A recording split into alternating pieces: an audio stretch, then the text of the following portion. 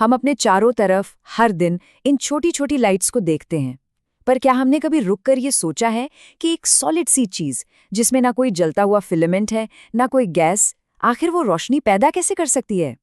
ये modern physics के सबसे मजेदार सवालों में से एक है और आज हम इसी पहेली को सुलझाने वाले हैं।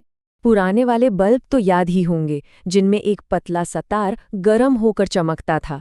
लेकिन आज की जो एलईडीज हैं, उनमें ऐसा कुछ भी नहीं है।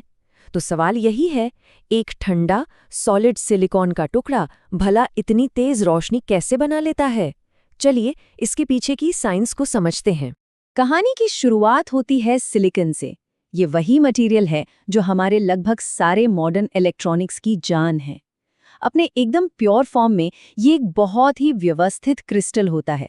इसे हम कहते हैं इंट्रिंसिक सेमीकंडक्टर, मतलब एक ऐसा पदार्थ जो ना तो अच्छा कंडक्टर है, न ही अच्छा इंसुलेटर। ये कहीं बीच में। और यहीं पर हमारे सामने पहली मुश्किल आती है। सिलिकॉन का ये जो परफेक्ट और स्टेबल स्ट्रक्चर है ना, इसी की वजह से ये बिजली का बहुत खराब कंडक्टर बन जाता है। इसके इलेक्ट्रॉन अपनी जगह पर मजबूती से बंधे होते हैं और आसानी से बह नहीं पाते। तो सोचिए, जो चीज बिजली को ठीक से बहने ही ना दे, वो भला रोशनी कैसे पैदा करेगी? इसका जवाब एक बहुत ही कमाल की प्रक्रिया में छिपा है, जिसे कहते हैं डोपिंग। इसे समझिए एटॉमिक लेवल की मिलावट, लेकिन एक बहुत ही स्मार्ट मिलावट। हम क्या करते हैं कि शुद्ध सिलिकॉन में बहुत ही नपीतुली मात्रा में कुछ खास तरह की अशुद्धियां मिला देते हैं, और बस यही वो सीक्रेट सॉस है जो सारा खेल बदल देता है। अब ये जो डोपिंग है, ये दो तरह की होती है। पहली है एन टाइप यानी नेगेटिव। इसमें हम एंटीमनी जैसा कोई एटम मिलाते हैं जिसके पास एक फालतू इलेक्ट्रॉन होता है। ये फ्री इलेक्ट्रॉन अब घूमने फिरने के लिए आज़ाद है। दूसरी तरफ है पी टाइप यानी पॉजिटिव। इसमें हम बोरॉन मिलाते हैं जिसके पास एक इलेक्ट्रॉन की कमी होती है। इस कमी से एक होल बन जाता है, मतलब इलेक्ट्रॉन के लिए एक खाली जगह। तो अब हमारे पास एक तरफ ढेर सारे एक्स्ट्रा इलेक्ट्रॉन्स हैं और दूसरी तरफ इलेक्ट्रॉन्स के लिए खाली जगह। देखिए, अकेले अकेले तो ये एन टाइप और पी टाइप सिलिकॉन बस थोड़े से बेहतर कंडक्टर हैं और कुछ नहीं। लेकिन असली जादू तो तब शुरू होता है जब हम इन दोनों को एक साथ जोड़ देते हैं। यहीं से मॉडर्न इलेक्ट्रॉनिक्स की पूरी दुनिया की नींव पड़ती है। जैसे ही हम एन और पी टाइप मटेरियल को आपस में मिलाते हैं, एक नेचुरल प्रोसेस शुरू हो जाता है। एन साइड के जो फ्री इलेक्ट्रॉन हैं, वो फौरन भागकर पी साइड के खाली होल्स को भरने लगते हैं। लेकिन इस शुरुआती दौड़भाग से जंक्शन पर एक तरह की दीवार खड़ी हो जाती है, जिसे डिप्लीशन रीजन कहते हैं। ये दीवार बाकी इलेक्ट्रॉन्स को पार करने से रोक देती है और करंट का फ्लो वहीं रुक जाता है। तो अब हमारे पास एक ऐसी रुकावट है जो करंट को आगे नहीं जाने दे रही।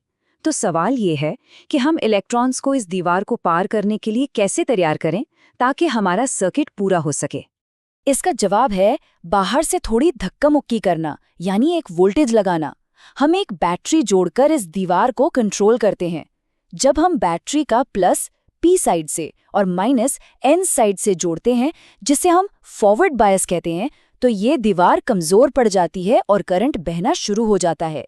लेकिन अगर हम कनेक्शन उल्टे कर दें तो दीवार और मजबूत हो जाती है और करंट रुक जाता है। ये बिल्कुल एक इलेक्ट्रॉनिक वन वे गेट की तरह काम करता है। और बस यहीं पर हमारी पहेली का जवाब छपा है। जब फॉरवर्ड बायस में करंट बहता है तो इलेक्ट्रॉन उस दीवार को पार करके पी साइड में चले जाते हैं। वहां उन्हें एक खाली होल मिलता है और वो उसमें गिर जाते हैं। इस मिलने की प्रक्रिया को रिकॉम्बिनेशन कहते हैं। और जब ऐसा होता है तो इलेक्ट्रॉन अपनी एक्स्ट्रा एनर्जी को बाहर फेंकता है। ये एनर्जी लाइट के कण यानी एक फोटॉन के रूप में निकलती है। तो ये है पूरी रेसिपी, स्टेप बाय स्टेप। हमने वोल्टेज लगाया, इलेक्ट्रॉन और होल्स जंक्शन पर मिले, दे आपस में रिकम्बाइन हुए और बूम, लाइट पैदा हो गई।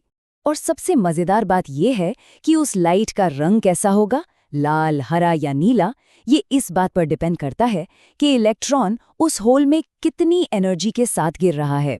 अलग अलग मटेरियल यूज करके हम इस एनर्जी को कंट्रोल कर सकते हैं। ये सोचने में भी कितना कमाल का लगता है ना? बस एटम्स के साथ थोड़ी सी छेड़छाड़, उन्हें एक साथ लाना और एक वोल्टेज लगा देना। यही एक सिंपल सा आइडिया है जो हमारे फोन, कंप्यूटर और आज के लगभग हर इलेक्ट्रॉनिक गैजेट को चलाता है।